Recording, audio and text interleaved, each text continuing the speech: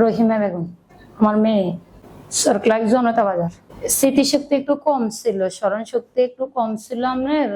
আপনি একটা প্রশ্ন করলেন যে তোমার বাবার নাম কি, এটা বলতে পারলো না। যে তোমার মায়ের নাম কি, তোমার নাম কি, এ ধরনের একটা প্রশ্ন করলেন, বলতে পারলো না। তারপর আপনার ওই স্কুলে ভর্তি করেছিলাম, স্কুলে যাওয়ার লাই স্কুল বলেই বলতে পারতো না, বলতো মা সরিয়াত যাবো, একটা কই বুঝাইতো। এখন আপনার গত মাসের 9 তারিখে স্কুলের স্যারের মাধ্যমে ডাক্তার ইমাম হাসানের একটা পরামর্শ পাইছিলাম। পাইবার পরে গত 9 তারিখে আমরা স্যারের লগে দেখা করছি। 21 দিনের ওষুধ দিছিল, ওষুধ খাইছি, খাওয়াইছি, ইনশাল্লাহ পরিবর্তন আছে। এখন আমরা যদি জিজ্ঞান তোমার বাবার নাম কি বা মায়ের নাম কি, একদম ক্লিয়ার বলতে পারে, মনে রাখতে পারে।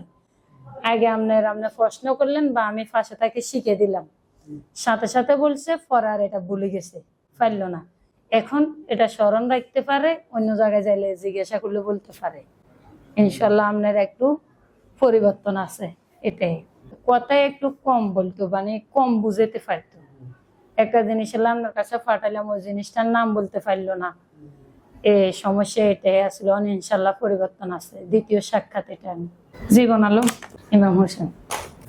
ইনশাল্লাহ ইনশাল্লাহ আপনার প্রথম ফির আমরা যখন আরেকজন স্কুলের স্যারের মাধ্যমে এই খবরটা পাই আইসি, বাড়ির যাবার পর স্যার জিজ্ঞেস, উনি এত বড় একজন বিশেষজ্ঞ ডাক্তার, এত ঠান্ডা মাথায় নিরিবিলি এভাবে একজন রুগী দেখে, এতেই সন্তুষ্ট। ভাই সুস্থতার মালিক হলো উপর আল্লাহ, উনি হলো উসুল্লাদার।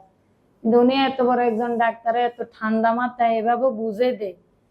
আরো হাসপাতাল গেছি, এ ধরনের সিস্টেম দেখিনি। ওনার মাধ্যমে একটা ধৈর্য আছে, নিরিবিলি ঠান্ডা মাথায় যে কাজটা উনি বুঝে দেয়, এটাই সন্তুষ্ট।